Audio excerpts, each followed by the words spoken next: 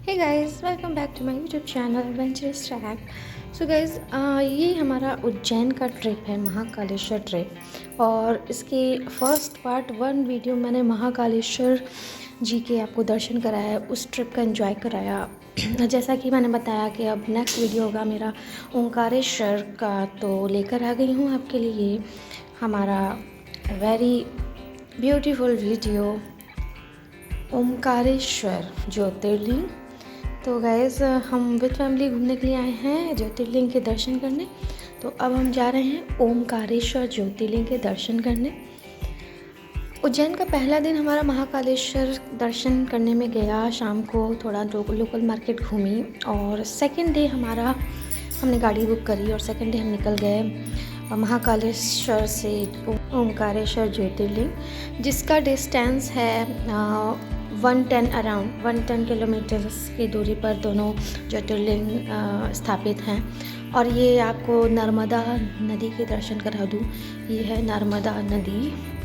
यहाँ पर ओंकारेश्वर ज्योतिर्लिंग के दर्शन करने के लिए तो नर्मदा नदी को पार करने के लिए ये जो आप बोट्स देख रहे हैं, फेरी देख रहे हैं, छोटी छोटी बोट्स, ये भी हैं। आप चाहें तो इससे भी जा सकते हैं ओंकारेश्वर, और चाहे तो इस पुल को भी क्रॉस करके आप जा सकते हैं। ये पुल से मंदिर तक का ये जो मार्केट एरिया देख रहे हो, जो रास्ता है, ये 1-1.5 किलोमीटर्स का है, जो आपको मंदिर पहुंचा देगा इजीली। अब हमारे साथ कुछ प्रॉब्लम थी, इसलिए हम बोट से नहीं गए नदी को पार करके, इसलिए हम लोग पुल से पैदल ये मार्केट एरिया को क्रॉस करते हुए 1-1.5 किलोमीटर का डिस्टेंस है, ज़्यादा है भी नहीं, आराम से मंदिर पहुंच गए। और पता भी नहीं चला कि हम कितनी जल्दी पहुंच गए। बहुत अच्छा लगा वॉकिंग करने में, मौसम भी अच्छा था।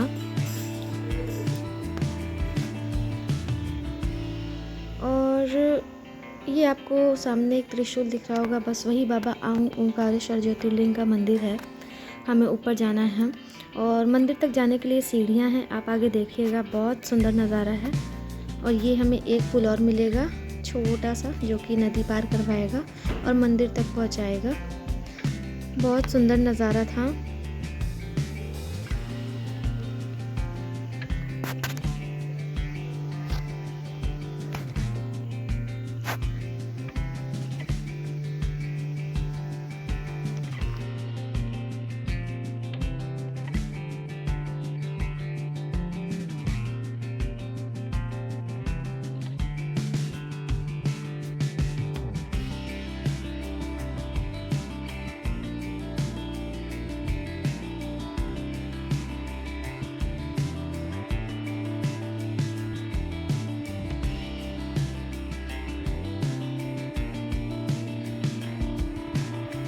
तो ऐसे हम जब मंदिर पहुंच गए, मंदिर जाके सबसे पहले हमने अपना प्रसाद ले लिया। ये मंदिर का स्टार्टिंग है।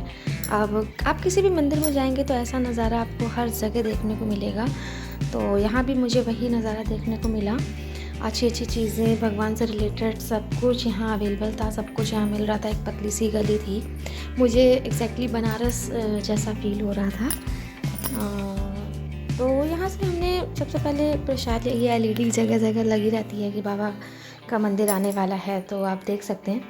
तो मंदिर के लिए प्रसाद लेने के बाद हम लोग आगे बढ़ते गए। अभी तो यहाँ पे आपको लाइन नहीं दिख रही, पर लाइन आगे जा कर के शुरू होगी।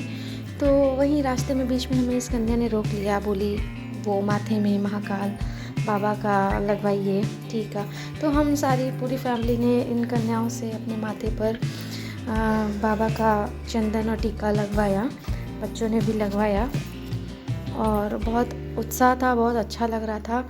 हम लोग मंदिर में जो ये स्टार्टिंग किए हैं, ये 3 बजे किए हैं और निकले हम लोग 5:30 बजे हैं। हमें इतना टाइम इसलिए लग गया क्योंकि बहुत भीड़ थी, लाइन बहुत लंबी थी और भीड़ बहुत ज़्यादा थी। उसमें भी 4-4:30 से 5 आधे घंटा मंदिर बंद रहता है, क्योंकि उस टाइम पे बाबा का श्रृंगार होता है। तो उस आधे घंटे में इतनी भीड़ बढ़ गई, लाइन ज्यों की त्यों वही खड़ी रही। हम लोग तो मतलब थोड़ी थोड़ी देर के लिए बैठ भी गए, रेस्ट भी कर लिए, फिर मंदिर खुला तब दर्शन हुए। तो इतना एवरेज 3 घंटे का टाइम तो आपको लेकर के ही चलना है। मतलब ये कोई सीज़न टाइम नहीं था, ये कोई पीक टाइम नहीं था, नॉर्मली इतनी भीड़ थी ओंकारेश्वर में, समझ लीजिए। सो खैर छोड़िए, बाबा अगर बुलाते हैं तो जाना तो मतलब जाना ही है, और जो ठान लिया वो तो करना ही है। भीड़ से बिल्कुल नहीं डरना है, दर्शन तो आपको मिलने ही मिलने हैं। तो अब हम सब लोग निकल चुके हैं, छोटे छोटे से बच्चे लेकर। हाँ, भीड़ में हमारे बच्चे दोनों बहुत परेशान हो गए, बहुत रो रहे थे, किलबिल मच रहे थे। ये है हमारा प्रवेश द्वार, बाबा ओंकारेश्वर ज्योतिर्लिंग। ये यहाँ से जीने शुरू होते हैं, यहाँ से जीने चढ़ते। ये देखिए भीड़, भीड़ का नज़ारा देखिए, ये सब जीने हैं और जीने पे भीड़ है, इतनी लाइन लगी हुई है, बहुत ज़्यादा भीड़।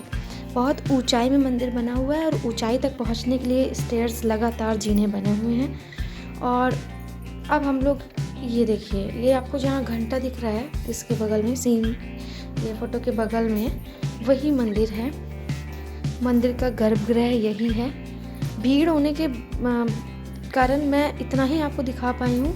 गर्भगृह में अंदर जाते ही मैंने मोबाइल भैया रख दिया, मैंने कहा मैं मोबाइल साइड कर देती हूँ, थोड़ी सी झलक आप देख लेना, क्योंकि मुझे अपनी आँखों को दर्शन दिलवाना था ना, आँखों में बसाना था। मोबाइल के चक्कर में मैं अपनी आँखों को ना आराम दे पाती, इसलिए मोबाइल साइड कर दिया। फ़िलहाल आपको मैं इतना ही दिखा पा रही हूँ। ये हमारे बाबा के नंदी जी जो कि बाहर बैठे हुए हैं, इनसे बहुत दूर बाबा अंदर छोटी सी जगह पे बैठे हुए हैं। बाबा ओंकारेश्वर ज्योतिर्लिंग नंदी जी हमारे बाहर बैठे हुए हैं, उनके रखवाली में, उनकी पहरेदारी में। और जो मंदिर है इसलिए इतनी भीड़ है क्योंकि बहुत छोटी सी जगह पे मंदिर है, इतनी भीड़ है। अभी तो ये एक गेट और क्रॉस करना है, हम लोग अंदर आ गए। अब ये गर्भगृह है, ठीक है। गर्भगृह में इतने खम्भे हैं कि लोगों से ज़्यादा तो जगह जगह ये पिलर्स बनाए हुए हैं। पिलर्स इतने सुंदर, ये देखो इनके गण बनाए हुए हैं, इन भोलेनाथ के गण हैं ये सब, जो कि पिलर इतने प्राचीन मंदिर को संभाले हुए हैं। ये इतना प्राचीन मंदिर है कि आपको देख के ही लग रहा होगा कि कितना सुंदर नक्काशी किया हुआ है इसमें।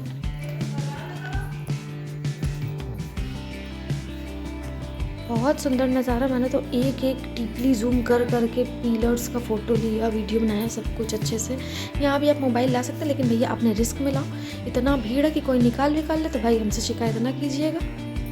और ये जो आपको रोशनी दिख रही है ना घंटे के आगे, बस इसी गर्भगृह में ओंकारेश्वर ज्योतिर्लिंग स्थापित है। ये देखो, ये मैंने कैमरा ऑन कर लिया था भीड़ में, मैंने कहा भाई कैप्चर हो पाएगा तो ठीक है, वरना जय बाबा की। ये जो सामने आपको दिख रहा है ना, बस यही नीचे बाबा की ज्योतिर्लिंग है। ये बच्चे को उठा लिया तो आपको नहीं दिख पाया, वरना दिख जाता। अब इससे ज़्यादा मैं नहीं दिखा पाई, इसके लिए माफ़ी चाहती हूँ, लेकिन हाँ मेरी आंखों को बहुत आराम मिल गया। तो बाबा ओंकारेश्वर के दर्शन करने के बाद ये जो आप मंदिर देख रहे हैं, ये ममलेश्वर महादेव है।